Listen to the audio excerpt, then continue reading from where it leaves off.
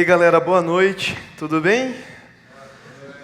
Boa noite, obrigado Arthur. Queria convidar vocês então para ler comigo o 7º capítulo do Evangelho de Lucas. A gente vai ler do versículo 36 para frente, até o fim.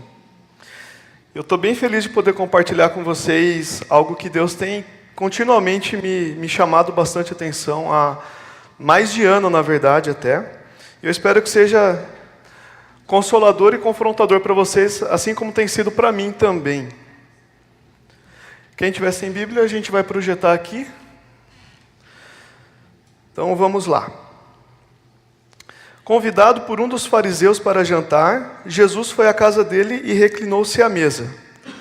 Ao saber que Jesus estava comendo na casa do fariseu, certa mulher daquela cidade, uma pecadora, trouxe um frasco de alabastro com perfume e se colocou atrás de Jesus a seus pés. Chorando, começou a molhar-lhe os pés com suas lágrimas. Depois os enxugou com seus cabelos, beijou-os e os ungiu com perfume. Ao ver isso, o fariseu que o havia convidado disse a si mesmo: se este homem fosse profeta, saberia quem nele está tocando e que tipo de mulher ela é, uma pecadora. Então lhe disse Jesus: Simão, tenho algo a lhe dizer. Dize, mestre, disse ele. 2 homens deviam a certo credor. Um lhe devia 500 denários e o outro 50.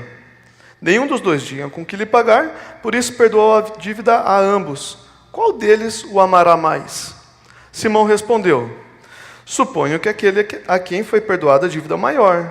Você julgou bem, disse Jesus. Em seguida, virou-se a mulher e disse a Simão: vê esta mulher? Eu entrei na sua casa, mas você não me deu água para lavar os pés. Ela, porém, molhou os meus pés com as suas lágrimas e os enxugou com os seus cabelos. Você não me saudou com beijo, mas esta mulher, desde que entrei aqui, não parou de beijar os meus pés. Você não ungiu minha cabeça com óleo, mas ela derramou perfume nos meus pés. Portanto, eu lhe digo, os muitos pecados dela lhe foram perdoados, pois ela amou muito. Mas aquele a quem pouco foi perdoado, pouco ama. Então Jesus disse a ela: seus pecados estão perdoados. Os outros convidados começaram a perguntar: quem é este que até perdoa pecados? Jesus disse à mulher: sua fé a salvou. Vá em paz. Amém.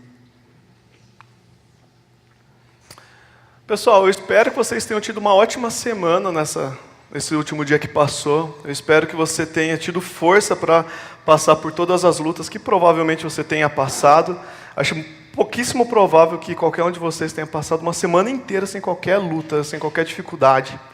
E eu espero também que vocês tenham aproveitado muito os momentos de felicidade que vocês tiveram.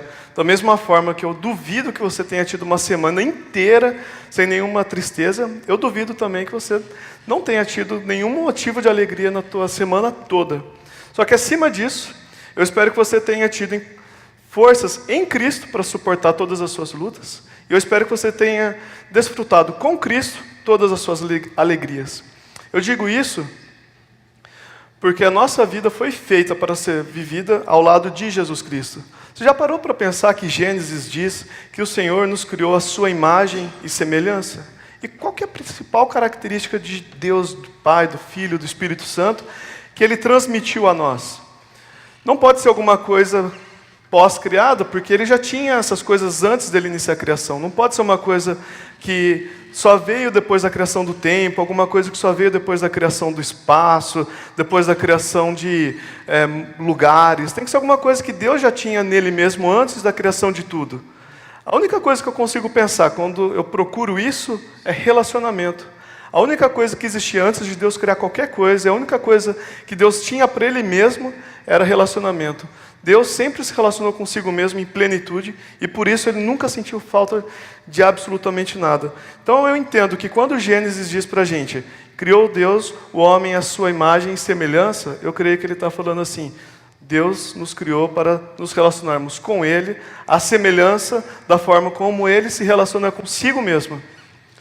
É interessante a gente pensar nisso a partir de uma ideia de justiça. Toda a Bíblia fala bastante sobre sermos justos, sobre sermos injustos. O que seria essa ideia? Nos termos originais, justiça tem a ver com estar dentro de um padrão.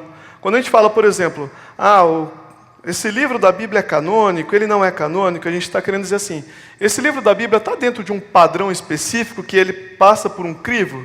É a mesma ideia aqui.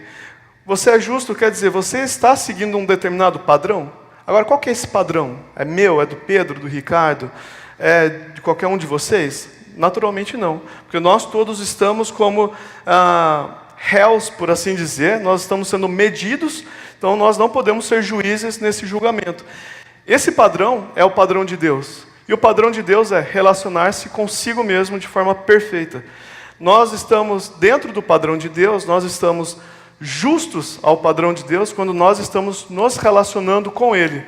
A partir do momento que a gente deixa de se relacionar com Deus, nós nos tornamos injustos. Dentro de tudo isso que eu já falei nessa introdução, eu espero que você já esteja pensando, será que eu me relacionei com Deus nessa semana? Será que eu desfrutei de Deus, com Deus essa semana? Ou será que eu tentei, como todas as outras pessoas na história da humanidade tentaram, moldar o mundo segundo a própria imagem e semelhança, construir aquele próprio universo em volta de si mesmo, onde a sua vontade seja efetivada independente de Deus? Sabe, a Bíblia fala bastante para a gente perseguir a sabedoria. Provérbios praticamente fala isso de fora a fora. Só que quando eu falo para você que nós devemos perseguir a sabedoria, devemos amar a sabedoria, muito provavelmente vem na sua cabeça o conceito grego de sabedoria, que vai dizer basicamente o seguinte: conhecimento, saber de algo, ter um conceito abstrato sobre alguma coisa real, que é separada desse objeto real. Só que a mentalidade dos escritores bíblicos, quando ele fala sobre sabedoria, ele está pensando em outra coisa completamente diferente. Ele está pensando em uma prática alinhada com o conhecimento de Deus. Para o grego, existe essa separação entre um mundo ideal e o mundo real. Existe uma separação da alma e do corpo, existe uma separação entre conhecimento e prática, existe uma separação entre palavra e objeto. Na mentalidade hebraica, não. Na mentalidade hebraica, a coisa e a palavra são as mesmas coisas. A alma e o corpo é uma coisa só, e o conhecimento e a prática, da mesma forma, é uma única coisa. Então, sabendo que a gente foi feito para se relacionar com Jesus, para a gente se relacionar com Deus segundo o padrão do próprio Deus, é muito sábio a gente olhar para trás e pensar como foi a nossa semana. Mas não apenas a nossa semana. Como foi o nosso ano? A gente foi justo? A gente seguiu o padrão de Deus? A gente se relacionou com Ele? Ou não? Aqui nesse texto, eu acho muito interessante porque essa narrativa aparece nos 4 evangelhos, na verdade. Aparece tanto em Mateus, quanto em Marcos, quanto em Lucas, quanto em João. Nos outros 3 evangelhos, tirando aqui Lucas, no caso, tem uma ênfase completamente diferente na minha perspectiva do que a gente vê aqui em Lucas. Em Lucas a gente tem 3 personagens principais e atuantes. Só lá no final a gente vai ler que tem uma multidão que ficou se questionando, quem que tal esse Jesus aí? Nos outros os discípulos participam, eles conversam entre si, tem toda uma galera. Em João tem vários outros personagens também.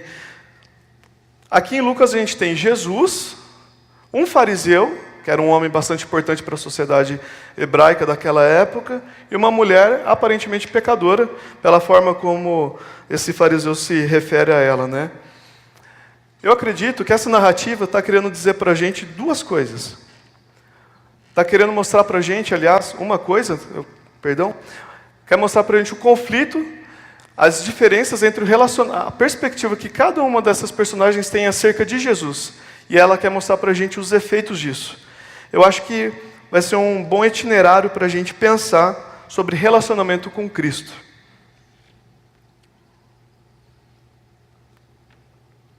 Se a gente for bem honesto com a gente mesmo, a gente vai reparar que o maior paradigma da nossa vida é a nossa perspectiva sobre Jesus, sobre Deus. É muito importante o meu paradigma sobre justiça, é muito importante o meu paradigma sobre ética, sobre tantas e tantas outras coisas. Só que todas elas, de certa forma, estão subordinadas à nossa perspectiva sobre Deus. E é sobre isso que eu quero conversar especificamente com vocês hoje. C.S. Lewis falava, tem um livro dele que chama Ética para Viver Melhor. E nesse livro ele fala assim, existem 3 tipos de pessoas. Existem aquelas pessoas que vivem para si mesmas, existem sem nenhuma ideia de algum ser superior, um Deus ou qualquer coisa do tipo. Existem as pessoas que acreditam que existe alguém superior, existe um Deus, existe uma divindade, só que ela faz parte de um tópico da minha agenda, de toda a minha vida, ela faz parte de um lugarzinho ali. E existem, o terceiro grupo de pessoas são aquelas pessoas que fazem desse Deus o seu todo. E aí o Lewis vai dizer assim, que esse segundo grupo, especificamente, é o mais triste de todos, porque ele tenta pagar um tributo de tempo para esse ser, para esse Deus, ele tenta cumprir a tabela e ele sabe que ele nunca consegue. Quando ele é honesto consigo mesmo, ele vê que esse ser realmente é muito grande, mas ele, na própria perspectiva, reduz esse ser, ele não consegue pagar a conta que ele sabe que deve para esse ser. Ele nunca está satisfeito porque nunca consegue pagar o que ele deve para esse ser. E quando ele acha que ele consegue, ele fica triste por ter pago e não ter tido aquilo para ele mesmo. Ao passo que esse terceiro grupo de pessoas, que seriam as pessoas que aceitam simplesmente, existe um ser maior que eu preciso me relacionar com ele, eu não tenho o que fazer, eu preciso simplesmente largar do volante e deixar ele conduzir a coisa. Esse grupo seria o grupo das pessoas mais felizes e satisfeitas. Eu quero comparar esse fariseu ao segundo grupo, e eu quero comparar essa mulher ao terceiro grupo. Saiba que os fariseus surgem num contexto muito interessante. Eles surgem no exílio, né, que Israel vai para a Babilônia, muitos acreditam nisso. Tem alguns textos em Neemias, se eu não me engano, que fala-se do povo de Israel se juntando nas casas para estudar a lei, questões do tipo. E é muito interessante pensar nisso pelo seguinte: por vários anos, vários profetas ficaram falando assim, Israel, você não está seguindo a lei de Deus, Israel, Deus vai mandar juízo sobre você. E aí eles não acreditaram, nada a ver, a gente está aqui crescendo, estamos enriquecendo, para de falar besteira, fica na tua. E aí veio o juízo da Babilônia, e eles ficaram 70 anos escravos. Imagina você, um grupo de gente aleatória, chegar e te levar para um lugar totalmente diferente da tua cultura, te obrigar a vestir outra roupa, outro corte de cabelo, falar outra língua, ter outros hábitos, completamente diferente. Tudo que você quer fazer, você tem que pedir para alguém. É terrível. E aí eles sofrem 70 anos nesse lugar. Então eles voltam depois para Israel, e aí eles pensam, cara, a gente pisou na bola, a gente pisou na jaca mesmo, a gente precisa repensar. Eu acho que talvez a gente deveria começar a seguir esse lance da lei de Deus, né? E aí os fariseus são, por assim dizer, descendentes desse grupo de remanescentes de Israel, de pessoas que voltaram do exílio. E aí eles começam então a se dedicar a estudar a lei de Deus.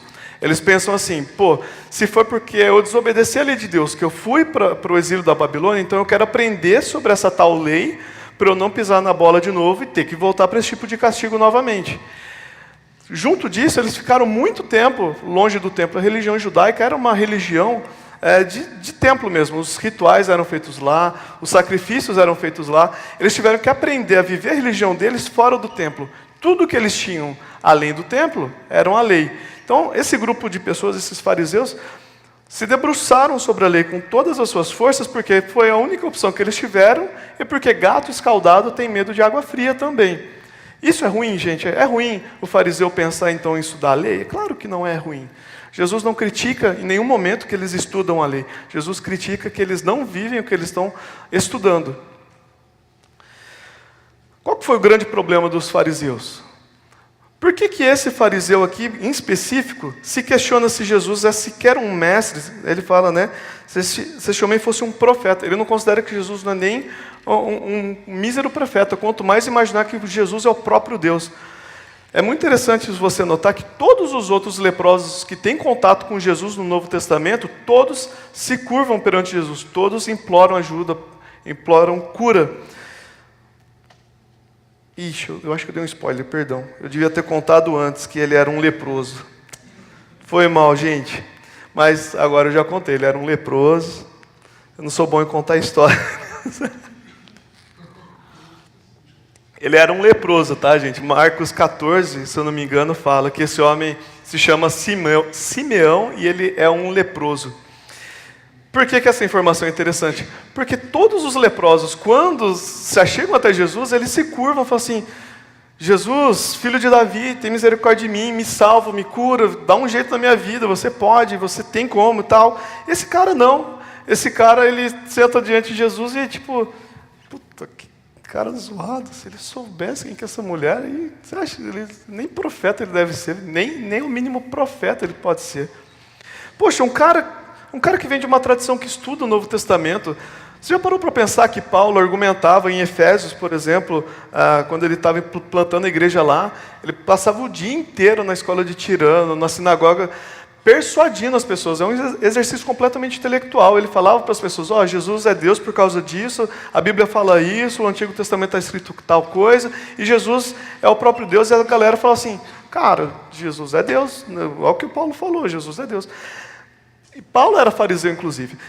Um cara que cresceu lendo esses textos que Paulo usava para argumentar que Jesus é o Messias, ele não deveria bater o olho em Jesus e falar assim, caraca, Deus em carne e osso está aqui na minha frente, Ele está aqui olhando para mim, Ele está sentado na minha mesa.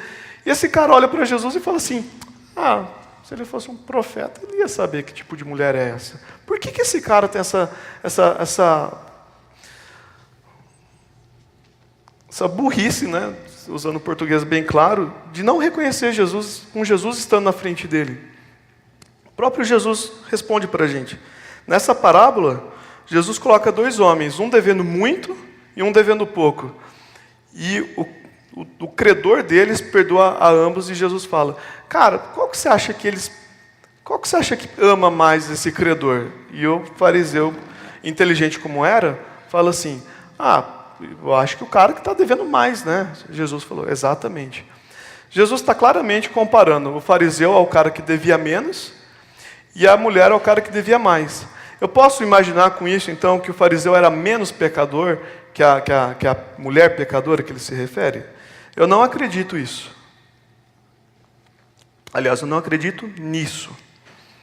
Eu acredito que Jesus está usando de ironia aqui para falar assim, você não me ama tanto porque você não percebe o quanto você precisa de mim. Ela tem noção do quanto ela é carente, ela tem noção do quanto ela precisa de ajuda. Você está escondido atrás das suas vestes de fariseu. Você está escondido atrás do seu pretenso controle. Você vem de uma tradição muito importante, muito bacana, muito grande, e você se acha muito importante por causa disso, e você não vê o quanto você está me devendo. Você é o cara que acha que deve pouco, por isso você me ama menos. Mas essa mulher, ela sabe tudo que eu fiz por ela. Ela teve uma experiência pessoal comigo. Ela me ama muito por causa disso. Agora, gente, olha que interessante que o texto fala assim, Simão pensou, e depois fala, Jesus respondeu. Cara, se eu penso alguma coisa, e qualquer um de vocês responde para mim uma coisa que eu pensei na minha cabeça, eu surto na hora. Quem é você que sabe o que eu estou pensando, cara? Não sei se você já reparou, mas no Antigo Testamento, sempre, que Daniel descobre o sonho do rei, e aí conta para ele, aí o rei fica, cara, como você manja muito e tal, como você é inteligente, você é poderoso. Ele fala, não, eu não, é Deus que fez por mim.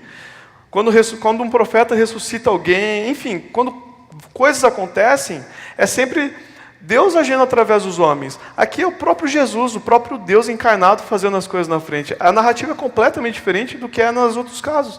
Então, ele está na frente de Deus está manifestando que é Deus para esse cara e ele não consegue reconhecer. Por quê? Porque os fariseus não aprenderam o que o castigo do exílio veio ensinar para eles. Qual que era o castigo do exílio? Vocês não cumpriram a minha lei. E vocês vão passar 70 anos agora escravos na Babilônia. Qual que é a lei de Deus, gente? Em Mateus, Jesus fala, alguém chega e fala assim, ô Jesus, qual que é o resumo da lei, por favor? Qual que é a lei mais importante? Aí Jesus vai falar algo que eles já sabiam, porque está no Antigo Testamento, eles já tinham lido isso várias e várias vezes. Jesus fala, a lei mais importante é amar o Senhor, o teu Deus, de todo o teu coração, de todo o seu entendimento, de toda a tua alma, de todas as suas forças, de todo o seu tudo. E ao teu próximo como a ti mesmo, o segundo mandamento tão importante quanto esse. É isso que os fariseus passaram a fazer depois que eles voltaram do exílio? Não é. O que eles passam a fazer? Gente, vamos cuidar aqui do nosso sábado, tá? Vamos fazer bem bonitinho. Vamos fazer as orações certinho como tem que fazer, tá bom? Porque senão a gente vai voltar para o exílio. Percebe que antes do exílio, os judeus viviam de acordo com a vontade deles. Eles serviam os deuses que eles queriam, eles faziam as coisas que eles queriam. profanavam o templo de todas as formas possíveis, e por assim em diante. Aí eles vão para o exílio. Aí no exílio eles aprendem, pô, a gente pisou na bola, a gente não seguiu a lei, a gente se ferrou, sei lá o que mais. A hora que a gente voltar, então vamos ser bem pontualzinho, vamos ser bem direito. Eles voltam. O que eles fazem?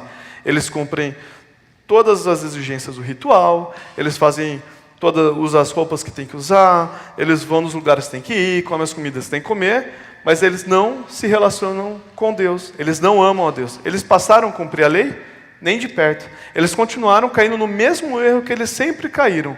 Eles tentaram ser senhores sobre si. Eles tentaram continuamente cuidar da situação conforme agradasse a eles mesmos. É o que esse fariseu aqui está fazendo. É exatamente o que esse fariseu está fazendo. Ele está tentando controlar a vida dele e ele está seguro de si, porque as pessoas em volta dele reconhecem que ele era um fariseu. As pessoas chamavam ele de rabi, as pessoas admiravam ele, porque ele era um fariseu. Ser um fariseu na época era tipo uma coisa muito bacana, era o ápice provavelmente de um status social que alguém poderia chegar. Então ele estava seguro de si. Só que ele continuava sendo um simples leproso. Eu acho muito interessante uma imagem do leproso mesmo, né? Eu estou lendo um livro com Mateus, que chama O Verdadeiro Evangelho. Está de graça no site da própria editora, vocês podem baixar o PDF, inclusive fica a indicação. E nele o autor ele usa a imagem de um leproso mesmo, né? Ele fala assim, imagina um leproso, bem leproso, aqueles leprosão mesmo assim, cheio de pus, fedido, tipo personagem de The Walking Dead, assim. Aí imagina que a galera da igreja olha para ele e fala assim, pô, que dó dele, cara, olha como ele fede, esse cheiro de machucado. Nossa, cara, a aparência dele, não dá coragem de dar um abraço nele, tão fedido, tão nojento que ele é. Vamos dar um jeito, vamos levar ele no shopping, vamos comprar um monte de roupa da hora para ele, para tapar essa feiura toda, e vamos dar um jeito nesse fedor dele também, vamos colocar um perfume e tudo mais. Resolve? Nem perto de resolver. Ele continua sendo leproso. E sabe o que vai acontecer? Ele é tão sujo, tão podre, que todo excremento que sai dele vai estragar a roupa que era linda e que era bela. E o fedor dele é tão podre, é tão sujo, que vai deixar o perfume perfeito, maravilhoso, cheiroso, nojento como ele era. Esse fariseu está vivendo exatamente isso. E todos nós vivemos exatamente a mesma coisa quando nós não amamos a Deus. Quando nós tentamos viver de acordo conosco mesmo. Seja negando a existência de Deus, ou seja aceitando que Deus existe, mas tratando Ele apenas como um pequeno objeto, um pequeno tópico da nossa agenda. Esse fariseu, mesmo estando na frente do próprio Deus, não conseguiu reconhecer Ele. E ele aparece depois na Bíblia? Não, ele aparece essa vez apenas como um exemplo completamente negativo. Ao passo que a mulher, ela aparece nos 4 evangelhos e Jesus diz, se eu não me engano na narrativa de Marcos 14, por onde for pregado esse evangelho, o evangelho que eu vim trazer, essa mulher vai ser lembrada, porque o que ela fez foi maravilhoso. E cá estou eu, 2000 anos na frente, pregando para vocês o evangelho e falando dessa mulher, ou seja, Jesus estava bastante certo sobre ela. Essa mulher teve uma perspectiva real de quem é Jesus. Mas como que essa perspectiva real sobre Jesus se deu? Em João 11 a gente tem a narrativa da ressurreição de Lázaro. Eu vou dar um panorama para vocês, porque o capítulo é um pouquinho grande e eu acho que vocês podem ficar cansados. Mas em João 11, Jesus ressuscita Lázaro. Tem algumas coisas bastante interessantes nesse texto de Lázaro. O primeiro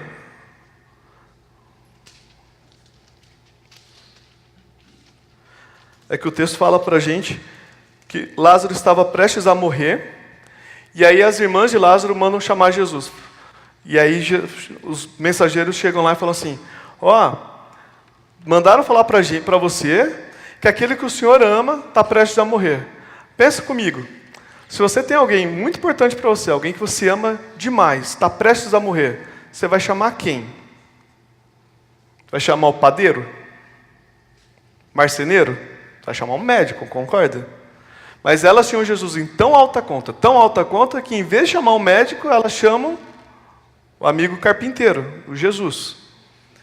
Isso deixa bem claro para a gente que elas sabiam Jesus de alguma forma é especial, Jesus de alguma forma é diferenciado. Elas tinham consciência que Jesus era o próprio Deus? O texto não deixa claro, mas pessoalmente eu acredito que não. O que vai acontecer? Jesus vai falar assim, daqui a pouco a gente vai, agora não, agora eu vou esperar um pouco. Aí eles esperam, o cara morre, depois de 4 dias, eles descem, tudo acontece e tal. Aí Jesus chega na boca do negócio lá, tá a pedra tampando o sepulcro, 4 dias. Diz a lenda, eu não sei se é verdade, porque eu nunca li isso em algum local bem confiável, mas diz que na cultura judaica da época, até o 3º dia, acreditava-se, né, que o espírito poderia entrar de volta no corpo e eles poderiam ressuscitar. Então Jesus esperou um dia a mais para mostrar que não era nada normal, era algo grande que ele estava fazendo mesmo, né? E aí Jesus fala assim, Deus, deixa eu achar aqui.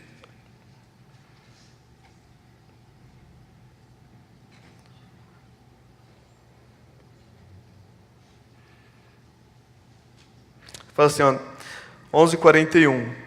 Então tiraram a pedra, Jesus olhou para cima e disse, Pai, eu te agradeço porque me ouviste. Eu sei que sempre me ouves. Mas disse isso por causa do povo que está aqui, para que creia que tu me enviaste. Depois de dizer isso, Jesus bradou em alta voz, Lázaro, venha para fora. O morto saiu com as mãos e os pés envolvidos em faixas de linho e o rosto envolto num pano. Disse-lhes Jesus, tirem as faixas dele e deixem-no ir. Olha que interessante, gente. Quem tem prerrogativa sobre a morte? Quem pode dar vida? Quem pode tirar a vida? Só o próprio Deus. Apenas quem cria a vida pode dar, pode tirar a vida. E aí Jesus chega na frente de toda uma multidão, ele espera propositalmente Lázaro morrer, porque ele queria ressuscitar esse Lázaro. Ele fala lá atrás, essa doença não é para a morte, é para a glória de Deus. E aí ele chega lá e fala assim, então beleza, está morto, né? 4 dias já, beleza. Tira a pedra aí. Ó Deus, obrigado porque o Senhor me enviou para cá, obrigado porque eu sou enviado teu. Lázaro, bora, vem para cá. E aí a galera olha aqui e fala assim, caraca, véio, como assim? Cara é esse que consegue dar vida para a gente estar morto há mais de 4 dias, mais de 3 dias já? Deus é glorificado. Olha que interessante, é que logo depois do capítulo 11, que Lázaro morre, vem o capítulo 12. E o capítulo 12 de João vai narrar exatamente o texto que a gente acabou de ler.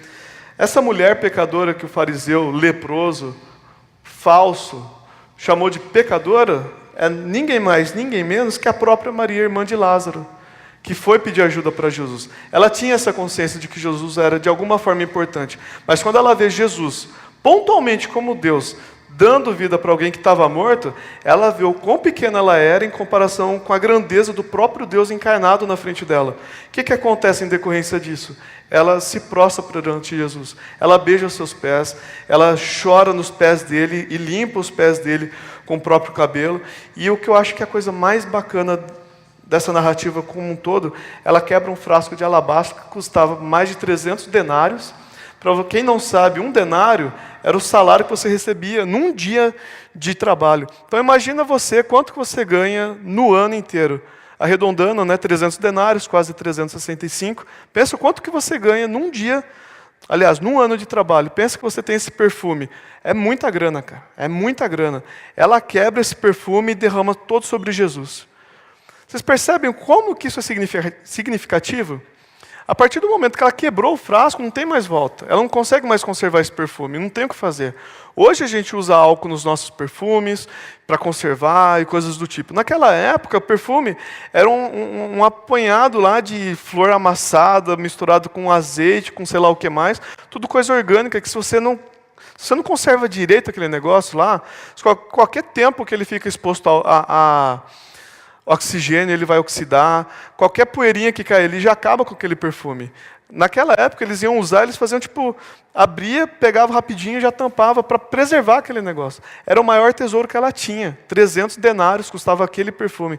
E ela não pensa 2 vezes. A coisa mais bacana que a Maria tem, ela olha para Jesus e fala, cara, isso aqui só tem sentido se isso aqui de alguma forma me ajudar a adorar o meu Deus. Se de alguma forma isso aqui expressar a gratidão que eu tenho por ter visto Deus face a face, por ter visto Ele atuando face a face. A partir do momento que ela quebra, aquele perfume não tem mais volta. Eu acho isso a coisa mais sensacional do universo, sabe? Tem uma história, vocês provavelmente devem conhecer o Jesus Kilter, né? Que é um ministério de louvor, se não me engano, da igreja Bethel. O Ricardo sempre cita aqui algumas falas do pastor de lá. Alguns anos atrás eles estiveram aqui no Brasil e eu fui assistir o culto deles, né? E o pastor de jovens dele deu uma ilustração que eu achei sensacional. Ele falou assim, olha, quando a gente era mais novo, a gente, depois do culto dominical, pela manhã, a gente ia na beira dos penhascos lá na Califórnia, e aí a gente curtia pular do penhasco no mar. E era muito massa. E aí uma bela vez, um belo dia, tem um nome esse esporte, eu esqueci como chama, mas enfim. Maluquice, é o nome mais correto mesmo. Em uma bela vez, uma visitante da igreja estava junto, eles iam sair para integrar ela com a galera, convidaram ela também, ela foi, ela viu o pessoal subindo, pulando, se divertindo, sei lá o que mais, ela quis tentar. Aí o pessoal falou, bacana, então, para subir a gente sobe desse jeito, é bacana, para pular a gente pula desse jeito, a mão dessa forma, desse ângulo, tal, é bacana, vai que dá pé, que não tem nenhuma pedra, de boa, só ir. Aí ela ficou ali na ponta, aí ficou, a hora que vê do alto, né? Aí é diferente a coisa, lá de cima você tem outra perspectiva, mas a hora que você está ali na ponta, eu imagino que seja bem diferente. E a hora que ela estava lá, ela ficava, vou, não vou, e a galera indo. E ela vendo, querendo participar daquilo e não conseguia. E aí ele conta nessa ilustração que tem o que eles chamam de ponto sem volta, que é uma forma que você está num certo ângulo, que você não tem mais apoio para voltar. A única coisa que você tem para fazer é o que eu acabei de fazer, que é cair. E ela passava o pé no que seria proporcionalmente para ela esse ponto, essa linha sem volta, e não ia. Ela brincava com aquilo e não ia. Muitos de nós se relacionam com Deus dessa forma. Muitos de nós se relacionam com Jesus dessa forma. Tem um monte de gente que vem vez após vez aqui em cima desse tablado onde eu estou agora e fala para você, cara, ame a Deus, você foi feito para amar a Deus, você foi feito para se relacionar com Deus. E você sobe nesse penhasco. Você fica aqui em cima, você vê todo mundo se divertindo, você vê todo mundo curtindo esse relacionamento profundo e da hora, e você passa o pé no ponto sem volta, mas você não se joga. Você não consegue quebrar esse frasco de alabastro. Você não consegue quebrar esse frasco de perfume de uma forma que agora não tem escolha. Esse perfume agora não é mais meu, não tenho como preservar. Agora a única coisa que eu tenho para fazer com isso é despejar sobre Jesus. Essa é uma vida que, sinceramente, eu não quero ser sensacionalista, mas essa é uma vida que não vale a pena ser vivida, cara. Sabe, não faz sentido. Você foi criado para se relacionar com Jesus. O único sentido que a sua vida vai ter é se você se relacionar com Jesus. E não sou eu que estou falando isso. A Bíblia, desde quando ela foi escrita, o primeiro versículo até o último em Apocalipse, a única coisa que ela fala é, eu criei um povo para mim, eu quero ser o Deus dele, eu quero que ele seja o meu povo. Eu quero dar um coração novo para eles me perceberem, para eles me amarem, porque eu amo eles. Não tem outro sentido, sabe? Você não vive por causa do seu trabalho. Você não vive por causa da pessoa com quem você namora, ou com quem você quer namorar. Não faz sentido, cara. Sabe? Não faz sentido. Você tem uma Ferrari na tua garagem e você quer ficar andando de bicicletinha quebrado, pneu furado. Não faz sentido, cara. Nós fomos criados para nos relacionarmos com Deus. Nós fomos criados não para brincar no ponto sem volta, a gente foi criado para a gente se jogar nesse oceano de graça e amor que é se relacionar com Jesus. Tem um teólogo que eu gosto bastante, bem antigo, ele era um monge, na verdade, né, do século XVII, chama Cornelius Jansenius. Tem um livro dele que chama Discurso da Reforma do Homem Interior. Nesse livro ele discute um pouquinho sobre o que ele entende ser a causa do mal do mundo. Por que o mundo é mal? Se Deus criou um mundo bom, por que o mundo é mal? E a tese dele, que eu acho que é sensacional e eu assino embaixo, ele fala assim, no Éden, o ser humano desfrutava de plenitude com Deus. Ele se relacionava com Deus pessoalmente, como vocês estão se relacionando agora entre vocês mesmos. Estando perto, se vendo, se tocando, sentindo o cheiro um do outro. Ele fala assim, no Éden, o homem tinha esse relacionamento com Deus. E esse relacionamento com Deus era tão pleno, era tão profundo, que era perfeito, assim, era tipo a coisa, era o ápice da existência. Em algum dado momento, infelizmente, o homem percebeu o prazer desassociado do próprio Deus. E ele parou de desejar Deus e passou a desejar apenas esse prazer. Com isso, esse homem se separou de Deus, que era a fonte de toda alegria e prazer. Lá para as crianças de Jundiaí, quando eu dou aula para elas, eu costumo falar que o homem pegou uma super pedra gigante e colocou bem na fonte de água. E dali para baixo, daquela pedra para baixo, o rio secou. Agora o homem está morrendo de sede. E é isso que a gente fez, na verdade. É isso que esse monge diz. A gente se separou de Deus, que é a única fonte de alegria e de vida, e agora a gente só pode estar morto em delito e pecado, porque a gente se privou de alegria, a gente se privou da vida.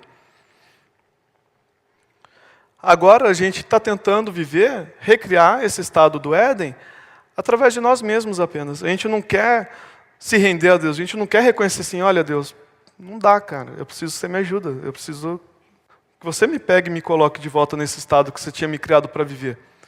A gente tende a viver constantemente como esse fariseu que acredita que a própria imagem basta.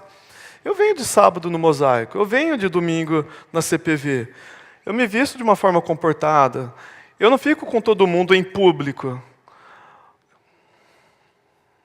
Eu não faço isso, eu não faço aquilo, eu dou o dízimo, eu vou na célula. Sabe, tipo, dane-se, cara, assim, com todo respeito, perdão pessoal que está assistindo no YouTube. Mas dane-se, cara, sabe? Tipo, daí, você só faz isso porque Deus te capacita a fazer. Teu coração só está batendo porque Ele está fazendo bater. Você já parou para pensar que o coração é um dos únicos músculos, eu acho, perdão pessoal que é da área, mas é um dos únicos músculos que você não controla pessoalmente. Você controla o teu braço, você controla a tua perna, sabe? Você controla um monte de coisa do seu corpo. Você não controla o teu coração. E sem coração você não vive. Para mim é um sinal tão claro, numa perspectiva de teologia natural, assim que Deus está falando para você. Você está vivo porque eu quero. Você tem um campo de ação, você consegue fazer algumas coisas, mas você só está vivo porque eu te mantenho vivo. E eu só te mantenho vivo porque é para você se relacionar comigo. Eu te criei para você se relacionar comigo. Tem um autor muito bacana de romance, chama Dostoiévski, e uma frase muito famosa dele, ele fala assim, existe no coração do homem um vazio infinito, do tamanho exato de Deus. Cara, é muito profundo isso, cara. Imagina, a gente tentando tampar um buraco infinito, quer dizer, não tem fim, com coisas finitas, com trabalho que é finito, com um namoro que é finito, com bebedice que é finita, sabe? É muita burrice, gente, com todo respeito, assim, é muita burrice, sabe? Como que eu posso acreditar que uma coisa finita vai tampar um buraco infinito? Não vai. É por isso que Efésios 2 fala para a gente, vocês estavam mortos em delitos e pecados. Por quê? Porque vocês andavam segundo a vontade da carne, segundo os pensamentos da carne.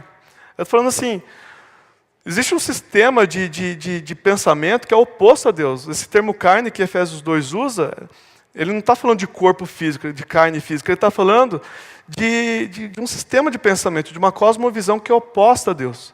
Ele está falando, vocês andam segundo esse padrão de oposição a Deus, vocês estão se afastando da única fonte de vida, vocês estão mortos em delitos e pecados. Vocês erraram o alvo, o pecado quer dizer errar alvo.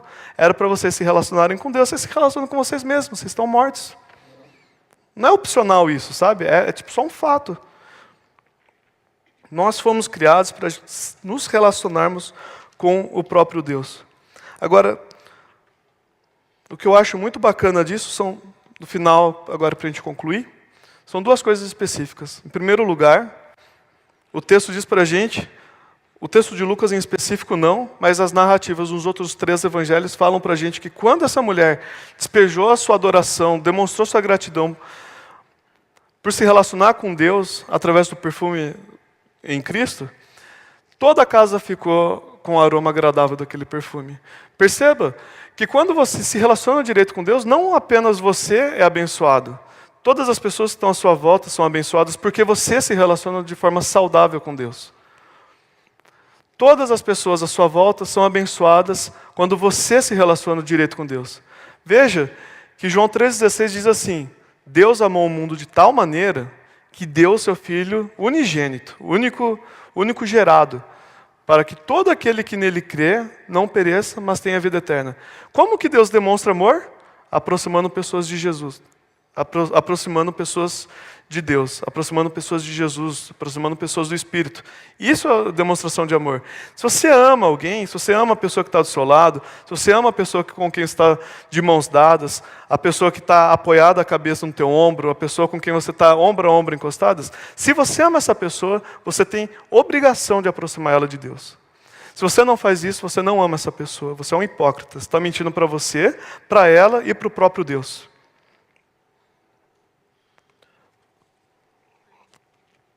Em segundo lugar, que eu acho muito interessante desse texto, para fechar, é que Jesus, na narrativa de Marcos, principalmente, os discípulos falam assim, a hora que eles veem ela quebrando o frasco de alabastro e tudo mais, eles sabem do valor daquilo, aí os discípulos falam entre si assim, putz, cara, isso aqui dava para a gente vender e a gente conseguia juntar muita grana, a gente podia ajudar um monte de gente. Quem fala isso é Judas. Judas era o tesoureiro da companhia de Cristo ali, do bonde de Jesus. E, curiosamente, era o traidor também, né? Interessante, o traidor de Jesus, que cuidava do dinheiro, queria vender aquele perfume para pegar o dinheiro para ele, para ajudar os pobres, né? Muito interessante. Aí Jesus fala assim, ô seus Zé Ruela, cara, vocês não estão entendendo nada do que eu estou ensinando para vocês esses 3 anos todos, meu. Pobre vai ter com vocês o tempo todo. Vocês vão ter outras oportunidades de ajudar as pessoas carentes, necessitadas. Mas ela sabe o que eu vim fazer. Ela sabe que eu vim morrer para salvar vocês. E ela, adiantado, já está embalsamando o meu corpo. Deixa eu pegar aqui para a gente ler no total, que é bem bacana. Ó, Marcos 14 vai falar, né? Então, deixa eu achar aqui, eu acho que é a partir do 4. Ó, alguns dos presentes começaram a dizer uns aos outros, indignados, por que esse desperdício de perfume? Ele poderia ser vendido por 300 denários e o dinheiro ser dado aos pobres. E repreendiam-a severamente. Deixa-na em paz, disse Jesus. Por que a estão perturbando? Ela praticou uma boa ação para comigo, pois os pobres vocês sempre terão com vocês, e poderão ajudá-los sempre que o desejarem. Mas a mim vocês nem sempre terão. Ela fez o que pôde, derramou o perfume em meu corpo antecipadamente, preparando-o para o sepultamento. Eu lhes asseguro que onde quer que o evangelho for anunciado em todo o mundo, também o que ela fez será contado em sua memória. Veja que Jesus não apenas acha bacana o que ela fez porque ela foi fofinha, porque ela foi simpática. Tem um monte de gente fazendo um monte de coisa fofa e simpática por aí, Jesus não está nem aí para nenhuma delas. Sabe? Jesus não está preocupado com boas ações. Foi o que eu acabei de falar sobre os fariseus. Eles achavam que cumprir a lei que eles tinham descumprido, era alguma coisa de ritual, era alguma coisa de XYZ ali, sabe, tangível, uma listinha de coisas para fazer, uma listinha de coisas para deixar de fazer. Mas não é disso que Jesus está falando. Jesus tem uma missão. Jesus veio regenerar as pessoas que se perderam, que se separaram de Deus e agora estão mortas nos seus próprios delitos e pecados. Jesus tem uma missão muito objetiva e específica. E essa mulher, objetivamente, participou dessa missão. Jesus veio morrer para que outras pessoas não precisassem morrer. E essa mulher participou da morte de Cristo, antecipando o embalsamento dele, derramando o perfume que seria derramado depois da morte dele, para participar de tudo que Jesus estava fazendo.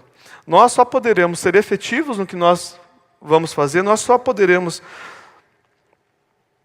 abençoar as pessoas à nossa volta, deixar o bom perfume de Cristo, conforme Paulo fala na carta aos Coríntios, a partir do momento que a gente estiver alinhado ao objetivo de Deus. Eu falei no começo que as pessoas justas estão alinhadas a um padrão, e esse padrão é Deus. Jesus está salvando a humanidade, Jesus está fazendo nova todas as coisas. E a gente? A gente está preocupado com a gente? A gente está preocupado com o nosso futuro? A gente está preocupado com o nosso trabalho? Com o que vão pensar da gente? O que a gente está fazendo da nossa vida? Sabe, a gente tem 80 anos nessa vida, cara. A gente tem 80, 90 anos nessa vida. Alguns com muita sorte chegam a 100. A gente vai jogar lá fora, com a gente mesmo, para morrer depois e ficar esquecido? Olha o tamanho das pirâmides que tem no Egito, cara. Que negócio é gigante. Eu duvido que você consegue citar o nome de 5 faraós que estão enterrados lá. Sabe, não importa o quão grande seja o que você faça, nós não somos atores principais, nem de perto. Nós somos coadjuvantes, e graças a Deus porque nós somos coadjuvantes, porque nós fomos criados para sermos simplesmente coadjuvantes nesse grande filme que Deus está filmando na história da humanidade. Esse ano já passou. O que você fez não tem mais como mudar. Se você acertou o alvo, parabéns para você. Glória a Deus por isso. Se você errou, Cara, não adianta mais chorar pelo leite derramado. Mas Deus vai dar uma nova oportunidade para a gente logo mais. A gente já está em dezembro, daqui a pouco vira janeiro e começa um novo ciclo. Efetivamente, absolutamente nada muda. Mas para a gente, emocionalmente, a gente vê um final de um ciclo e o início de um ciclo novo. Cara, não joga esse ano que está para começar no lixo. Se você jogou 2017 no lixo, não faça isso com 2018. Aproveita para se relacionar com Deus. Você foi feito para ser feliz. E você só pode ser feliz se você se relacionar com Deus. Qualquer outra coisa além disso é mentira, cara. É mentira. C.S. Lewis costumava falar assim, que tudo que não é eterno é eternamente inútil, sabe? Então, não deposite seu tesouro em coisas efêmeras, sabe? Que vai passar, que vai corroer, que algum ladrão pode pegar. Invista tudo que você tiver no maior investimento que existe, que é a própria eternidade com Deus. Jesus fala que quem tenta salvar a própria vida, ou seja, quem tenta viver de acordo com a própria vontade, perde essa vida. E efetivamente perde mesmo. Mas quem perde a própria vida, quem dá a própria vida, por amor de Jesus, a salva, a ganha. Eu quero te convidar a fazer isso. Não é fácil, a gente tem que se negar, a gente tem que perder várias coisas. Mas é maravilhoso, cara, é maravilhoso. A gente vai estar alinhado com Deus, a gente vai estar fazendo o que a gente foi criado para fazer. A gente vai ser feliz de verdade mesmo. Eu acredito nisso. Eu tenho vivido minha vida por causa disso. Sabe, eu desejo do fundo do meu coração ser feliz. Buscar a felicidade é a grande busca da minha vida, assim. Eu quero ser feliz de verdade mesmo. E eu tenho visto, não apenas na minha vida, mas através do relato das Escrituras e através dos relatos de vários homens, evidentemente piedosos, que mudaram o ciclo onde eles trafegaram, sabe? Que isso só é possível em Deus, assim. Só é possível em Deus, não tem como ser diferente.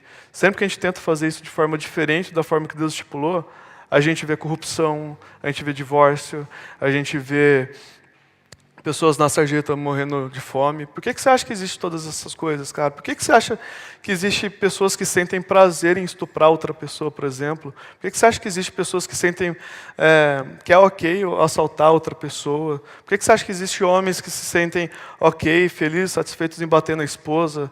Sabe? Por que você acha que existe tios que para eles está ok em abusar sexualmente de um sobrinho? Não é por um compromisso moral. As pessoas elas não acordam, abrem a janela, dão aquela respirada. Ai, que dia bacana hoje. Puta vida, hoje eu vou ter que espancar minha esposa, que pena. Ninguém faz isso, cara. As pessoas fazem isso porque elas entendem que elas vão angariar poder através desses atos. E eu estou usando atos maiores só para ficar didático, mas furar a fila está na lista também. Elas fazem essas coisas porque elas acham que através disso elas vão angariar poder e com esse poder acumulado, com outros poderes que ela já acumulou anteriormente, ela vai poder restaurar o estado do Éden sem depender de Deus. E aí o mundo fica do jeito que a gente está vendo hoje. A única solução é a gente se render a Deus e viver diariamente com Ele. Diariamente com Ele. Amém? Então vamos orar junto. Senhor Deus, eu quero te agradecer porque o Senhor é bom para a gente, Pai. O Senhor é infinitamente melhor do que qualquer coisa que a gente poderia sequer sonhar de pedir. Eu te agradeço porque o Senhor se revelou para a gente quando a gente nem mesmo desejava que o Senhor existisse, Pai. Porque a gente sempre soube, Deus, que a partir do momento que o Senhor existe, a gente deveria descer do trono do nosso coração. E a gente, absolutamente nenhum de nós, nunca quis isso. Mas obrigado, Pai, porque o Senhor veio. O Senhor abriu os nossos olhos, o Senhor trocou nosso coração de pedra por um de carne, Deus. O Senhor trocou a inclinação da nossa mente, o Senhor nos transformou de inimigos em filhos amados, Deus. Eu sei que o processo da santificação, Deus, o processo da gente deixar de viver como a gente costumava viver anteriormente, é um processo que vai durar a vida toda, Pai. Vai durar até o dia de Cristo, como o Senhor fala na Tua palavra. Mas, Pai, nos permita ver, Deus, esse progresso acontecendo pedacinho por pedacinho, Deus. Nos traga à memória aquilo que nos traz esperança, Deus. Eu quero olhar para mim, eu quero ver que o Senhor está atuando na minha vida, Pai. Algumas células atrás, a Bia comentou que fé não é uma simples certeza, mas é uma profunda convicção em quem o Senhor é, no que o Senhor prometeu, Deus. E eu quero que essa fé, Pai, que é uma fé bíblica, esteja no coração de todos aqui, Pai. Eu quero que esteja no meu coração também. Nos ajuda, Pai, a lembrar que as suas promessas são verdadeiras, Deus. Mais verdadeiras do que nós mesmos. Mais verdadeiras do que o chão que a gente está pisando, do que a roupa que a gente está vestindo, Pai. Nos ajuda a olhar para o Senhor, que é o nosso alvo, Pai. Eu te clamo no nome de Jesus Cristo, transforma a nossa mente, transforma o nosso coração, a nossa forma de agir. Deus, às vezes eu penso que o Evangelho é algo muito abstrato para a maioria das pessoas que têm ouvido, Deus. Parece que a igreja é uma esfera só, sabe, da nossa realidade, e a gente só vive isso quando a gente está aqui dentro. E aí lá fora eu sou o meu próprio Deus, eu faço o que eu quero fazer, e isso é ridículo, Pai. Nossa, isso é ridículo demais. Eu não acredito nesse tipo de evangelho, Pai. Eu queria muito, Pai, que o Seu Espírito Santo estivesse, sabe, tocando cada um dos que estão aqui, dos que vão assistir isso depois, em mim mesmo, Pai. Eu queria que o Senhor estivesse nos assustando, sabe, nos mostrando como isso não tem nada a ver com o que o Senhor planejou. Nos trazendo um senso de urgência, nos mostrando que a gente precisa do Senhor, Pai. Que não tem uma vida longe de Ti, não dá para ser feliz longe do Senhor. Não dá para eu ajudar qualquer pessoa que está à minha volta se não for através do Senhor, Pai. Se não for com a mentalidade do Senhor, com o coração do Senhor. Não existe um plano B, não existe um estado paralelo, Pai. O Senhor é o rei desse reino, Pai. É através do Senhor, é pelo Senhor, e a gente quer se render a Ti, Deus, mas a gente não consegue. Por favor, Pai, derrama o Teu Espírito sobre nós, Pai. Queima o nosso coração em amor por Ti. E nos faça com que a gente se jogue mesmo, Deus. A não apenas ficar brincando no pontinho sem volta, Pai, mas que a gente pule de cabeça, sem nem pensar duas vezes, confiando que o Senhor está lá, Pai. Que o Senhor vai nos receber e nos conduzir. Em nome de Jesus Cristo, Pai, nos levante como uma geração que vai refletir a Tua glória em todas as esferas da sociedade, Pai, em todos os lugares por onde a gente caminhar, Pai. Que as pessoas Te vejam em nós. Eu Te imploro em nome de Jesus Cristo, Deus, para a Tua honra e para a Tua glória. Amém.